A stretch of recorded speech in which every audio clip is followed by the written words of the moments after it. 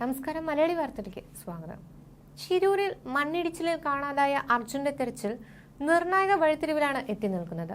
അർജുന്റെ ലോറിയുടെ ജാക്കി കരയിൽ നിന്ന് 100 അടി ദൂരെ കഴിഞ്ഞ ദിവസം കണ്ടെത്തിയിരുന്നു. ഇതോടെ അർജുന്റെ ലോറി കണ്ടെത്താനാകുമെന്ന പ്രതീക്ഷയിലാണ് ലോറി ഉടമ മനാഫും തെരച്ചിലിനിറങ്ങിയ ഈശ്വർ മൽപയും. ഇന്നലെ പുനരാരംഭിച്ച തെരച്ചിൽ ട്രക്കിന്റെ ഹൈഡ്രോളിക് ജാക്കി കണ്ടെടുത്ത പ്രതീക്ഷ നൽകുന്ന ഒരു ഏടാണ്. ഒരിടവേളയ്ക്ക് ശേഷം ഈശ്വർ മാൽപെ പുഴയുടെ അടിത്തട്ടിലേക്ക് ഇറങ്ങിയ ദിവസം തന്നെ ഒരു തെളിവ് കിട്ടിയത് അർജുന്റെ അടുത്തേക്ക് ഇന്ന് എത്താനാകുമെന്നതിന്റെ പ്രതീക്ഷയാണ്. ഈശ്വർ മാൽപയുടെ നേതൃത്വത്തിൽ കൂടുതൽ പേർ ഇന്ന് പുഴയിലിറങ്ങി പരിശോധന നടത്തുകയാണ്.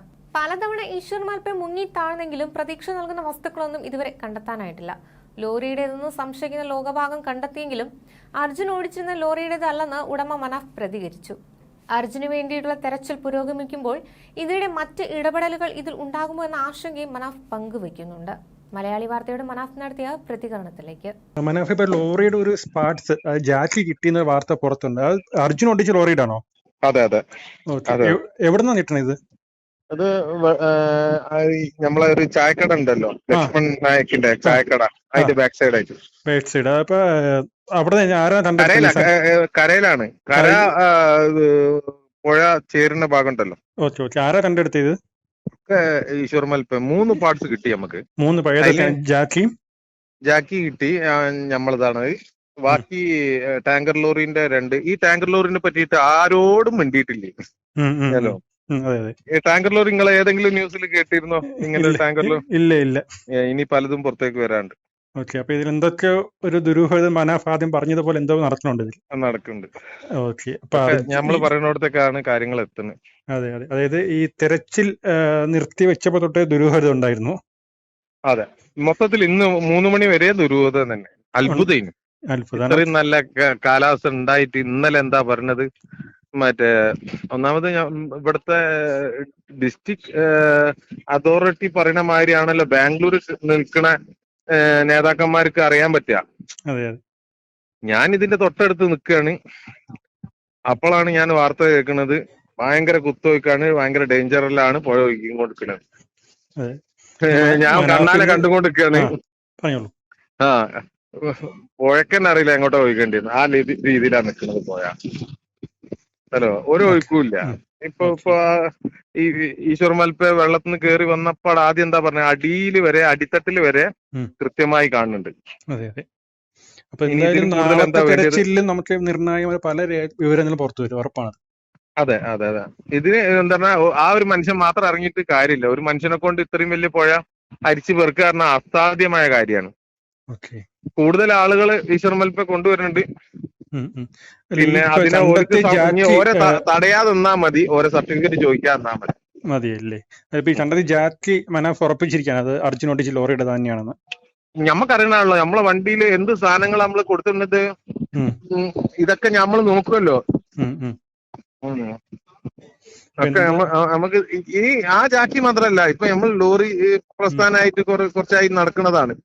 ഓരോ പാർട്സും എനിക്ക് പറഞ്ഞുതരാൻ പറ്റുമോ? ഇത് ഏത് വണ്ടിന്റെ ആണ്, ഏത് ഭാഗത്ത് വരുന്നതാണ്, നമുക്കറിയാം. ചെറുപ്പം മുതലേ നമുക്ക് ലോറി ഉള്ളതാണ്. ഈ ജാക്കി കണ്ടെത്തിയപ്പോൾ അവിടുത്തെ കർണാടക സർക്കാരിന്റെ നേതാക്കൾ എല്ലാരും മുഖമൊക്കെ മാറി. നല്ല രസമുണ്ട് കാണാന്.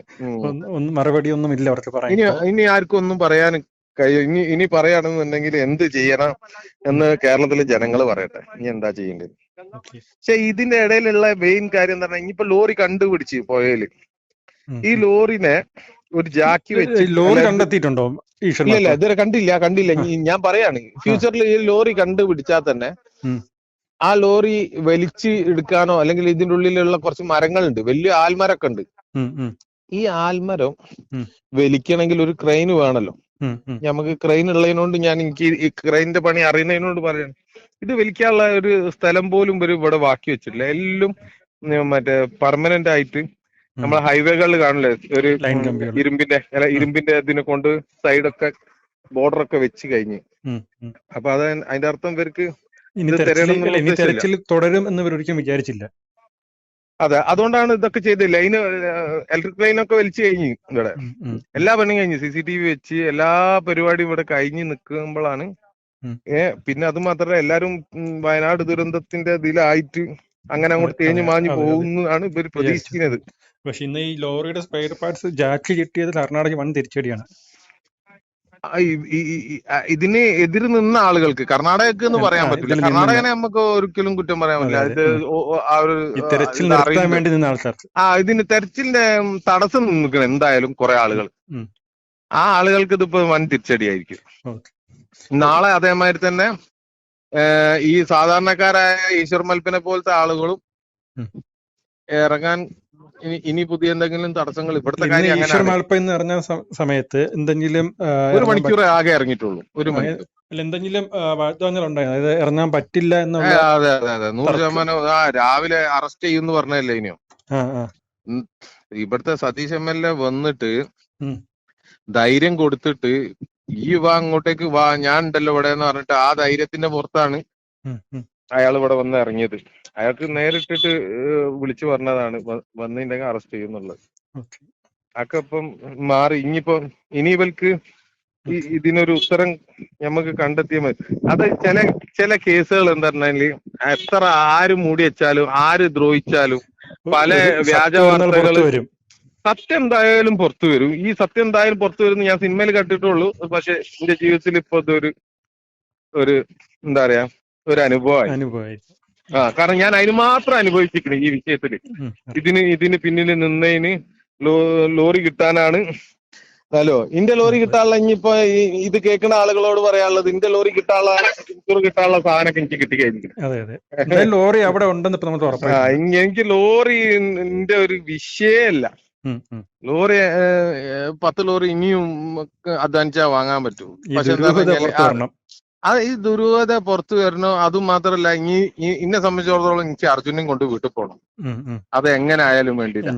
അത് എത്രയും പെട്ടെന്ന് കിട്ടിയാൽ മതിയേനു എന്നുള്ള. എനിക്കും കുടുംബം ഉള്ളതാണ്. ഞാനും ഒരു മാസമായിട്ട് എന്റെ കുടുംബത്തിനെ മര്യാദയ്ക്ക് കണ്ടിട്ടില്ല. പോണം. മറ്റൊരു കാര്യം, ഇന്ന് 1 മണിക്കൂർ തെരച്ചിൽ നടത്തിയപ്പോൾ ഈശ്വർ മാൾപ്പ 1 മണിക്കൂർ മാത്രം ഇറങ്ങിയപ്പോൾ നമുക്ക് ജാക്കി കിട്ടിയത്. നാളെ രാവിലെ മുതൽ വീണ്ടും തെരച്ചിൽ ഇറങ്ങുമ്പോൾ ഒരുപാട് നിർണായക രേഖകൾ പുറത്തു വരും. തീർച്ചയായിട്ടും വരും. ഓക്കെ.